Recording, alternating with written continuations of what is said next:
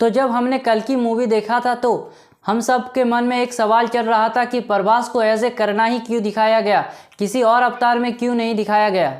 तो अगर आपने कल की मूवी देख लिया है तो आपने बहुत सारे कैमियोज को नोटिस किया होगा, जिसे देखकर बहुत लोग शॉक हो गए होंगे और ये बोले होंगे कि ये भी है मूवी में। तो उनमें से सबसे ज़्यादा इम्पोर्टेंट कैमियो रोल था दुलकर सलमान का, जिसने कैप्टन का रोल निभाया था। तो हमें कल की मूवी में पहले ही रेफरेंस दे दिया गया था कि भैरवा ही करना है। तो कैप्टन को भैरवा मिला था एक टोकरी में। और अगर महाभारत की देखें तो महाभारत में भी कुछ ऐसा ही हुआ था। करना को अधिरथ एक टोकरी में ही मिला था, जो कि उनके रियल पिताजी नहीं थे, और महाभारत में अधिरथ एक रथ चालक थे। और कल्कि में दिखाया गया है कि दुलकर सलमान एक कैप्टन है, मतलब कुछ हद तक तो सिमिलर है। और मूवी में भैरवा खुद बोलता है कि मुझे ट्रेनिंग मेरे कैप्टन ने ही दिया है, जबकि महाभारत में कुछ और ही होता है। महाभारत में करना को ट्रेनिंग परशुराम ने दिया था। तो सबसे बड़ा ये सवाल है कि दुलकर सलमान कौन है, परशुराम है या अधिरथ है, जो कि हमें पार्ट 2 में पता चलेगा। और मैंने एक वीडियो अपलोड किया है जिसमें मैंने बताया है कि पार्ट 2 कब आने वाला है, तो जल्दी से चेक कर लो वीडियो। तो हमें पहला रेफरेंस दिया गया था कि दोनों टोकरी में मिले थे, भैरवा भी टोकरी में मिला था और करना भी टोकरी में मिला था, और दोनों के पिताजी रियल नहीं थे। तो भैरवा का पालन पोषण कैप्टन ने ही किया था और उसका ट्रेनिंग भी कैप्टन ने ही दिया था। लेकिन महाभारत में पालन पोषण अधिरथ ने दिया था, जबकि करना का ट्रेनिंग परशुराम ने दिया था। और अब क्लाइमैक्स में भी कंफर्म हो चुका है कि भैरवा ही करना है। तो आखिर मूवी में भैरवा को करना ही क्यों दिखाया गया? किसी और भी तो अवतार में दिखाया जा सकता है, चिरंजीवी के अवतार में भी दिखाया जा सकता था, अर्जुन के, भीम के बहुत सारे कैरेक्टर है, लेकिन उन पर नहीं दिखाया गया, सिर्फ करना पर ही क्यों दिखाया गया है। तो जब मूवी नहीं आया था तो बहुत लोग बोल रहे थे कि भैरवा काल भैरव है, कल्कि होने वाला, लेकिन हम सबका थ्योरी गलत हो गया। और एक बार नहीं, हम सबका थ्योरी बार बार गलत होता है। हम जितने बार भी प्रेडिक्शन करते हैं, मेकर्स उसके ठीक उल्टा बनाते हैं, पता नहीं ऐसा क्यों होता है। तो कल की मूवी में एक सबसे बड़ा ट्विस्ट डाला गया है कि अर्जुन के पास गांडीव धनुष है, जो कि सीधा भगवान से लिंक है। और यहाँ पर यह बंदा बोल रहा होता है कि जब धरती पर भगवान रहते थे तब यह अस्त्र बना था, और जब भगवान चले गए तो उसके साथ इस धनुष का भी शक्ति चला गया। और अब जब भगवान आने वाले हैं तो इस गांडीव धनुष का भी शक्ति आने वाला है। तो ये बात तो सच है कि भगवान आने वाला है कल्कि के अवतार में, जो कि सुमति के पेट में पल रहा है। और इस बंदे ने यह भी बोला था कि जो भी इस गांडीव धनुष को छुएगा वो जल जाएगा, यहाँ तक कि मनुष्य हो या इंसान, कोई भी इसे छूता था तो जल जाएगा। हमें एक सीन भी दिखाया गया है जिसमें एक मशीन या रोबोट बोल सकते हो, वो इस धनुष को छूता है तो पूरी तरीके से जलकर राख हो जाता है।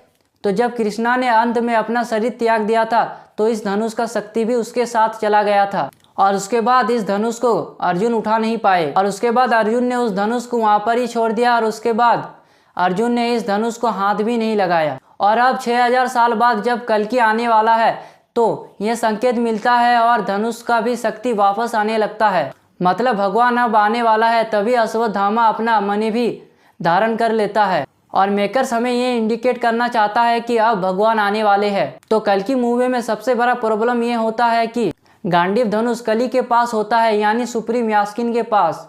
तो स्टार्टिंग में श्री कृष्ण अश्वत्थामा को बोल रहे होते हैं कलयुग आने वाला है, तो कली भी आएगा, और जब अधर्म चरम सीमा पर होगा और धरती पर अंधकार छा जाएगा, गंगा का पानी सूख जाएगा, हवा दूषित हो जाएगा, तब मैं फिर एक अवतार लूंगा।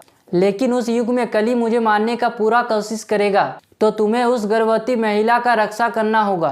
तो अब सुप्रीम यास्किन को गांडीव धनुष मिल गया है और वो अब शक्तिशाली हो गया है, और कल्कि का भी जन्म होने वाला है।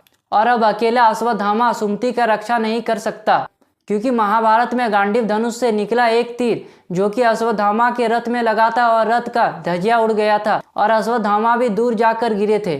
तो अकेला अश्वत्थामा क्या ही कर लेगा। तो इसीलिए नाग अश्विन ने करना को लाया है, क्योंकि करना ही है जो गांडीव धनुष से निकला तीर का सामना कर सकता है और उससे लड़ भी सकता है। और कल की मूवी में एक सीन है जहां पर अर्जुन गांडीव धनुष चलाता है और सीधा तीर जाकर करना के पास जाता है, लेकिन करना उस तीर को रोक लेता है। तो अगर महाभारत में अर्जुन के साथ कृष्णा नहीं होते तो करना आराम से अर्जुन को हरा देते। और करना के हार और मृत्यु के पीछे 2 रीजन है। करना को 2 श्राप मिले थे। पहला श्राप उनके गुरु परशुराम ने दिया था, जिन्होंने ट्रेनिंग करवाया था। परशुराम सिर्फ ब्राह्मण लोगों को ही ट्रेनिंग करवाते थे, लेकिन कन्ना एक क्षत्रिय होकर भी परशुराम के पास जाता है और बोलता है कि मैं एक ब्राह्मण हूँ।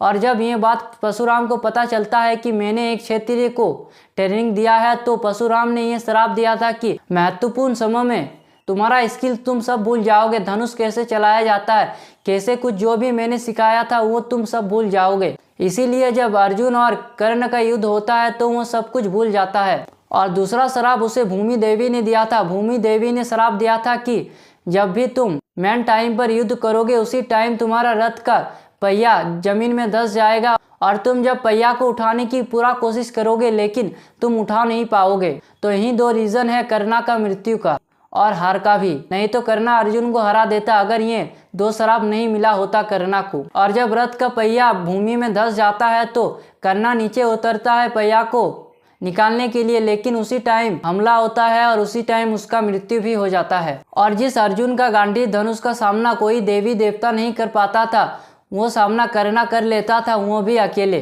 तो इसीलिए मेकर्स कर्णा को लाए, क्योंकि गांडीव धनुष तो अभी कली के पास है। तो कली गांडीव धनुष का तो यूज जरूर करेगा लेकिन उसका कोई सामना करने वाला भी तो चाहिए ना। इसीलिए मेकर्स ने कर्णा को लाया और गांडीव धनुष का सामना सिर्फ एक ही बंदा कर सकता है, वो है कर्णा। और महाभारत में भी दिखाया गया था अश्वत्थामा का मदद करने आया था कर्णा। और कल की मूवी में भी ये दिखाया गया है जब अश्वत्थामा को टेक्नोलॉजी की मदद से बांध दिया जाता है और वो कुछ नहीं कर पाता है, तभी भैरवा यानी कर्णा का अवतार दिखाया गया है। जब हमें एक सीन में दिखाया जाता है अश्वत्थामा के पास एक लाठी होता है। जब ये बच्चा बोलता है कि ये लाठी क्या है, तब अश्वत्थामा बोलता है ये लाठी अब एक बुढ़ा का सहारा बन गया है। लेकिन ये लाठी जब कर्णा के हाथ में आ जाता है, वो भी एंडिंग में, तब वो कर्णा के रूप में आ जाता है और बहुत ही खतरनाक फाइट करता है। और अश्वत्थामा को भी भैरवा के अंदर कर्णा ही दिखता है। तो इसीलिए मेकर्स ने भैरवा को एज ए कर्णा दिखाया है और गांडीव धनुष कली के पास दिखाया है, यानी सुप्रीम यास्किन के पास। तो इन दोनों के बीच जबरदस्त फाइट होने वाला है, वो भी महाभारत वाला। और दोनों एक दूसरे को पूरा टक्कर देने वाले हैं। और मेकर्स ने गांडीव धनुष कली के पास ही क्यों दिखाया गया है, तो कली के पास कोई भी दिव्य अस्त्र नहीं है, जबकि अश्वत्थामा के पास दिव्य अस्त्र है। लेकिन अगर सुप्रीम यास्किन टेक्नोलॉजी की मदद से हमला करेगा या खुद का सहारा लेगा तो वो किसी से नहीं लड़ पाएगा, वो जल्द ही हार जाएगा। लेकिन अगर उसके पास गांडीव धनुष आ जाता है तो वो सबसे लड़ पाएगा और टक्कर का मुकाबला भी हमें देखने को मिलेगा। एक तरफ होंगे कली और दूसरी तरफ कल्कि, और कली वर्सेस कल्कि हमें पार्ट 2 में देखने को मिलेगा और बहुत ही ज़्यादा मज़ा आने वाला है। अगर आपको ये वीडियो मज़ा आया तो वीडियो को लाइक कर दे, चैनल को सब्सक्राइब कर दे। तो जल्द ही मिलते हैं नेक्स्ट वीडियो में। जय हिंद।